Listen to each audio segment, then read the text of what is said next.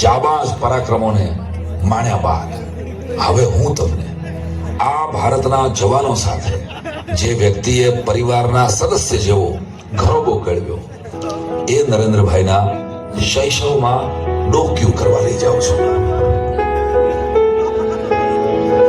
ચાલો હું તમને લઈ જાઉં છું ફરી એકવાર 1950 ના વડનગરમાં, જ્યાં નરેન્દ્રભાઈનું બાળ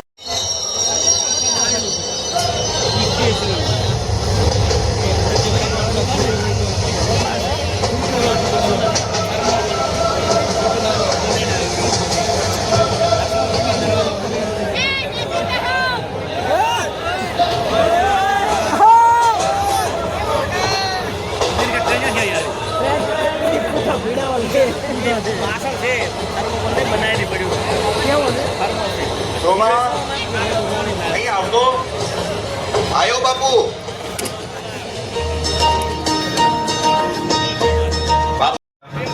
શું થયું લ્યા? આ નિહાળની દિવાલ પડી ગઈ, એના માટે નરેન્દ્ર એના ભાઈબંધો હંગાથે ગામમાં ફાળો ઉઘરાવી રહ્યો છે. એ તો હારી વાત કહેવાય ને હોમાં. પગ વાળીને બેહી રહેવું એટલે ક્યાં ગમે હા? શું સારી વાત છે બાપુ. નરેન્દ્રને ઝંડો ઉપાડવાની શું જરૂર છે? કાલે દેસાઈ માસ્તર બજારમાં મળ્યા ત્યારે બોલેલા કે નરેન્દ્રએ વર્ગના મોનિટરને ગૃહ કાર્ય બતાવવાની ના પાડી દીધી. કારણ શું? તે નરેન્દ્રએ આવું કેમ કર્યું? ખોટું કાઈ કરીશ નહીં અને ખોટું કાઈ સહીશ નહીં.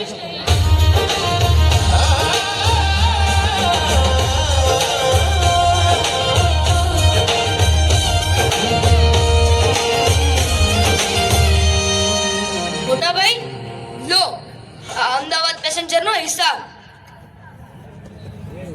કેમ નરેન્દ્ર મોનિટરને ગૃહ કાર્ય બતાવવાની ના કેમ પાડી તે? બાપુ હું સાહેબ સિવાય કોઈને ગૃહ કાર્ય નહીં બતાવું. પગાર સાહેબ લે અને એનું કામ મોનિટર પાસે કરાવે, એ કેમનું ચાલે? સાહેબને આવું કહેવાય બાપુ? નરેન્દ્રની વાત ખોટી તો નથી. આમાં 6 ચાનો હિસાબ ઓછો છે. મોટા ભાઈ આ ટ્રેનમાં પાકિસ્તાન સામે લડવા જતા જવાનો પણ હતા, એને પણ પીવડાઈ દીધી. બાપુ અરે વાહ નરેન્દ્ર, તે જવાનો હંગાતે વાત કરી? ઘણી બધી, અને દામોદર મૂળચંદ મોદી તરફથી મફતની ચા પણ પીવડાઈ. જોયું બાપુ? નરુ એ નરુ ચાલ બા ઘેર બોલાવે હ. નહીં આવું. જો બાપુ આ અમૃતને કોને મારું નામ બગાડેશ? તમે બંને ઘેર જાઓ, અમે પણ આવીએ જ છીએ. ચાલ ને નરુ. બાપુ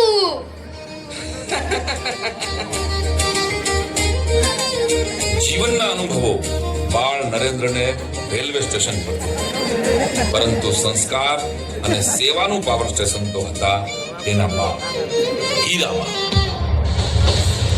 શંકરભાઈ હાલો, થરાદથી વડનગર વંદે ભારત. શ્રી કૃષ્ણ શરણમ મમ શ્રી કૃષ્ણ. અરે આવી ગયો નરેન્દ્ર. બા આ અમૃત મારું નામ બગાડે હ. અમરત ચમ નાના ભાઈને હેરાન કરે હે? બેટા નરેન્દ્રનું નામ સદીઓથી કોઈ બગાડી નથી શક્યું, કારણ કે એ સ્વામી વિવેકાનંદનું સાંસારિક નામ હતું. એ કોણ હતા બા? દેશના મહાન સંન્યાસી. સંન્યાસી કોને કહેવાય બા? જે ઘર છોડી દે એને.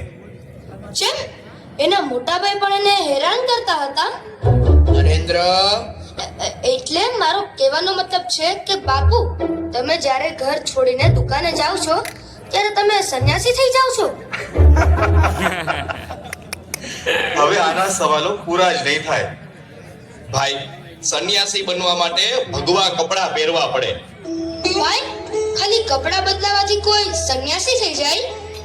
હે ભગવાન, જેમ તારી કૃપા અનંત છે એમ આ મારા નરેન્દ્રના પ્રશ્નો પણ અનંત છે. પ્રશ્નોથી યાદ આવ્યું, હું આવું હમણાં. બેટા માત્ર કપડા રંગવાથી સાધુ નો થવાય. વૃત્તિમાં વૈરાગ્ય જાગે ત્યારે કોઈ સંન્યાસી બને. બા, હવે આ પૂછશે કે આ વૈરાગ કોને કહેવાય? પૂછ. સોમા, જે બાળક પ્રશ્નો નથી પૂછતું એ મોટા થઈને પ્રશ્નો ઊભા કરે છે. નરેન્દ્રની જિજ્ઞાસા માટે મને માન છે. ડાયો દીકરો. એ નરેન્દ્ર, હાલ રિસેસ પૂરી થઈ ગઈ. પેલા પ્રદીપને દેસાઈ સાહેબે સોટી મારી. ફરી નાસ્તાની ચોરી કરતા પકડાયો. બાપુજી એક સવાલ પૂછું? હરી સવાલ? હા, પૂછ. હે બાપુજી, તમને તમારા સાહેબ સોટી મારતા? લો, આપો જવાબ. હા બેટા, અમારો તો દિવસ જ એનાથી શરૂ થતો. મોટા ભાઈ, શું તમને પણ માસ્તર સોટી મારતા? હા ભાઈ, મેં તો બહુ ખાધી છે. પણ તું કાં પૂછે છે? એમાં શું છે કે હું જાણવા માંગુ છું કે આ માસ્તરની સોટીઓ કેટલી સદીઓથી ચાલે છે. જોયું બાપુ, કેવી ગંભીર બાબત ઉપર પણ આને મજાક સૂજે છે. અને અમૃત પ્રદીપને સોટી પડી એમાં નરેન્દ્ર શું કરશે? એ કશું એવું કરશે જે નિશાળમાં કોઈએ વિચાર્યું જ નહીં હોય મોટા ભાઈ. ચાલ સોમા, આપણે બજારમાં ખરીદી કરવા જવું છે. ઊભો રે નરેન્દ્ર. પ્રદીપ માટે આ નાસ્તો લેતો જા. પ્રદીપનું ઘર આપણાથી પણ નબળું છે, એટલે જ એ નાસ્તો ચોરતો હશે. બા, પ્રદીપ માટે નાસ્તો? નરેન્દ્ર, સૌને પોતાના સમજીને તું મદદ કરીશ તો જ તારી મદદ ઈશ્વર કરશે. જો આવી હોય બા, 4 પારકા ઘરના વાસણ માંજે છે તો પણ મારા માટે કોઈ ઘર પારકું છે જ નહીં અમૃત. બધા ઘર આપણા. એટલે આખા વડનગરના? ખાલી વડનગર જ શું કામ બેટા? વસુધૈવ કુટુંબકમ. આખી દુનિયા એક પરિવાર જ છે ને. સ્વામી વિવેકાનંદે કહ્યું છે, જે બીજા માટે જીવે છે એ જ સાચું જીવે છે. ચાલ, હવે મને દવા બનાવવા દે. બા, હું તને વચન આપું છું કે આજ પછી પ્રદીપ ક્યારેય સોટી નહીં ખાય. ડાયો દીકરો.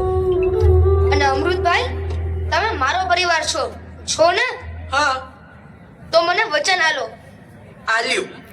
પણ શું? આજથી મારું ગૃહ કાર્ય તમે કરશો. નરેન્દ્ર, ઊભો રે તો. આલવો જ પડશે. વિચારો છો શું? દરરોજ એક વધારાના ડબ્બામાં બધા મિત્રો પ્રદીપ માટે એક કોડિયો લાવીશું અને એને આલીશું, જેથી સ્કૂલમાં ચોરી બંધ થશે અને આપણી મિત્રતા વધારે મજબૂત થશે. બરાબર ને મિત્રો?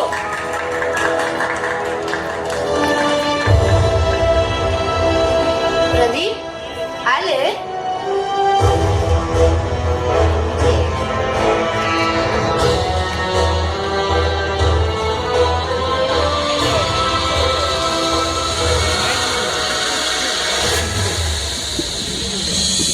સર્વનાશથી ભરપૂર બાળ નરેન્દ્ર ખંતથી ભણતો, પિતાની ચાની દુકાન પર દોડી દોડીને મદદ કરતો, ગામમાં આવનાર સાધુ સંતની સેવા કરતો અને નાનપણથી RSS ની શાખામાં જતો. ભક્તિ અને રાષ્ટ્રભક્તિના બે ત્રાજવામાં તેનું બાળપણ ક્યારેક આ ત્રાજવામાં તો ક્યારેક પેલા ત્રાજવામાં ડોલતું રહેતું. આ પરિવારમાં સુવિધાઓની ખામી જરૂર હતી, પણ સંસ્કારોની નહોતી.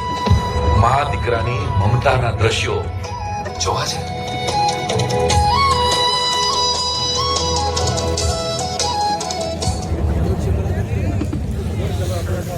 બા, આપણે ગરીબ કહેવાય? ના બેટા, ગરીબ તો એ કહેવાય જેની પાસે સદવિચારો ને સંસ્કારો ના હોય. આપણી પાસે બહુ બધું સંતોષનું ધન છે. બા, આપણા ઘરમાં કઈ બારી પણ નથી. ચૂલે રસોઈ કરવામાં કેટલી તકલીફ પડે છે. તું બાપુને ફરિયાદ કેમ નહીં કરતી? આપણે પ્રાઇમસ ના લઈ શકીએ? આપણને ના પોસાય બેટા. ને હા, ફરિયાદ કરવાથી કોઈ પણ પ્રશ્નનું સમાધાન નથી થતું. નરેન્દ્ર, આ પેલા પ્રદીપનું શું થયું? પ્રદીપ સરસ ભણવા લાગ્યો. મેં બરાબર કર્યું બા. હા બેટા,